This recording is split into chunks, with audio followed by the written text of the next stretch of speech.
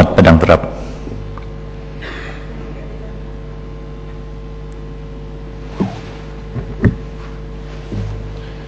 Bismillahirrahmanirrahim. Assalamualaikum warahmatullahi wabarakatuh. Kasih Datuk Yang Dipertua. Salam sejahtera kepada semua.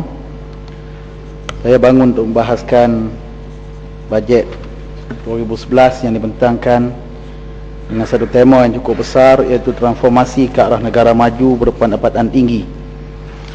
Kita mulakan dengan firman Allah Subhanahu wa taala, Bismillahirrahmanirrahim. Wa ma arsalnaka illa rahmatan lil alamin. Tidak kami utuskan engkau wahai Muhammad kecuali untuk memberikan rahmat, membawa rahmat kepada seluruh alam.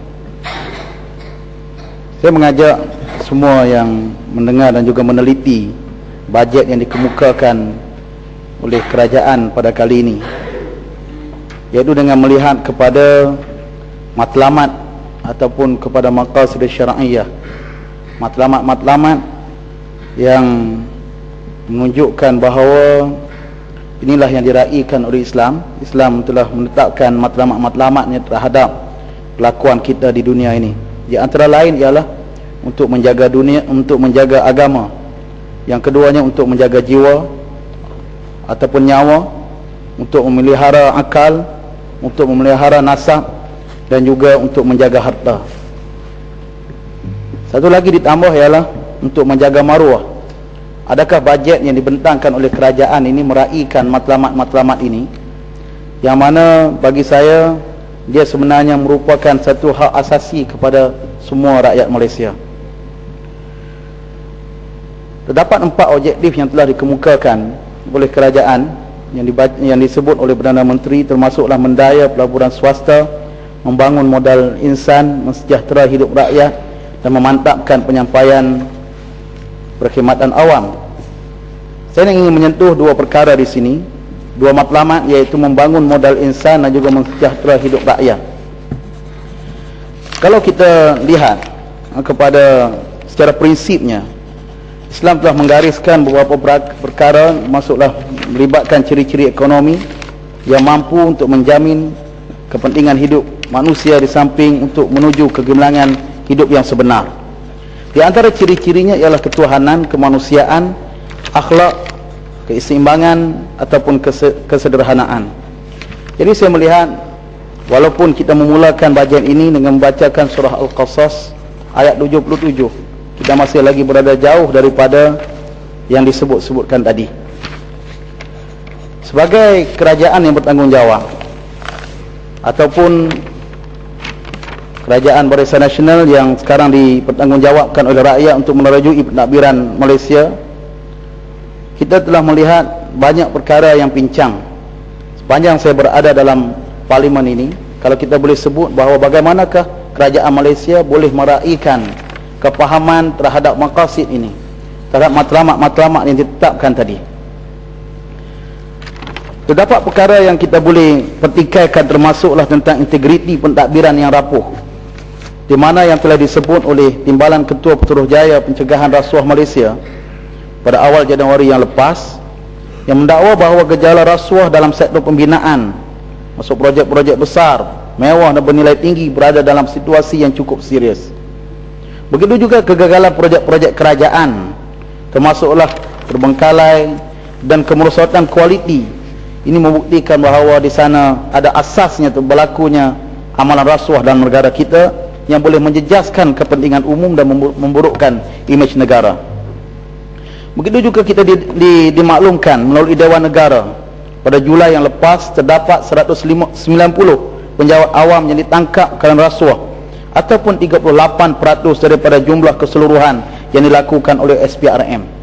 Bahkan Transparency International baru-baru ini telah mendedahkan bahawa Malaysia masih lagi berada di takluk 56 daripada negara-negara yang terlibat dalam rasuah ini. Begitu juga kita begitu bimbang dengan kenyataan yang disebut oleh bekas Ketua Polis Negara yang mendakwa terdapatnya campur tangan politik dalam sudut pentadbiran dan arahan pihak polis sehingga merencatkan operasi mereka. Yang kedua ialah saya melihat bahawa di sana masih ada lagi perbelanjaan dan penggunaan kerajaan yang tidak prudent seperti mana dilaporkan oleh laporan Ketua Adik Negara yang baru sahaja kita terima. Banyak yang kita sebutkan, termasuklah KTMB, Kereta Api Tanah Melayu Berhad, dan lain-lain lagi. Yang ketiga ialah kenaikan barang-barang keperluan yang terus menghimpit rakyat. Ini menjadi satu masalah yang cukup penting, yang cukup serius, kerana dalam bajet yang dibentangkan baru-baru ini, yang dipertekankan ialah pembangunan yang bertumpu ataupun tertumpu di kawasan Lembah Kelang, tanpa melihat bahawa di sana, di kawasan kampung-kampung, di negeri-negeri yang masih lagi miskin, Kedah, Kelantan, Terengganu, Sabah dan juga Sarawak, mereka terus terpinggir dengan puluhan bilion yang diumumkan oleh kerajaan, banyak tertumpu di Lembah Kelang, kereta KL dan sebagainya. Dan sasaran yang telah ditetapkan dalam pembangunan modal insan saya masih lagi petikaikan. Tambahan pula, saya merupakan suara orang muda dalam dewan ini yang masih lagi diketepikan, dipinggirkan. Walaupun ada di sana, kerajaan telah mengumumkan beberapa insentif, termasuklah pemilikan rumah bagi golongan muda. Tapi dalam keadaan anak-anak muda masih dibelenggu dengan hutang piutang, PTPTN dan sebagainya, ditambah lagi dengan pinjaman-pinjaman yang mereka buat daripada institusi-institusi keuangan, yang menjadikan sebahagian daripada mereka bankrupt ataupun muflis dalam usia yang muda. Ini bagi saya kerajaan perlu lihat. Dan seperti mana kawan-kawan yang lain selalu menyebutkan, pinjaman kerajaan dalam bentuk pendidikan, termasuklah PTPTN, mestilah dihapuskan. Mestilah dihapuskan sama sekali, untuk memberikan peluang kepada anak muda untuk maju ke hadapan. Datuk Yang Terpertua, yang keempat ialah kebejatan gejala sosial yang terlalu membimbangkan.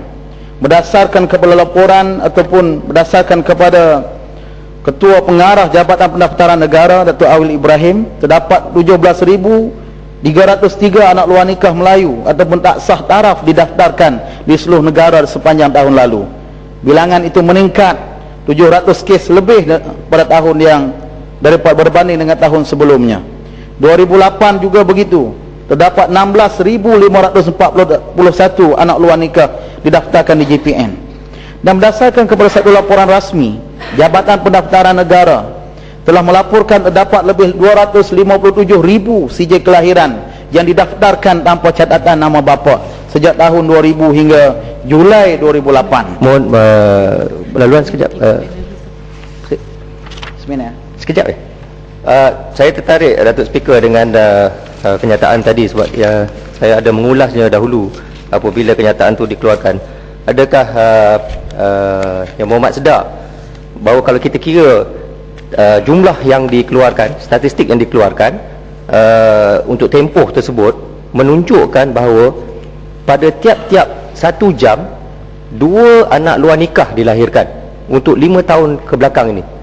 Mana tiap-tiap jam ada 2 anak luar nikah yang dilahirkan, bermakna tahun sebelum itu pada tiap-tiap jam 4 orang melakukan seks luar nikah. Adakah Yang Berhormat sedar, dan apa komen tentang perkara itu?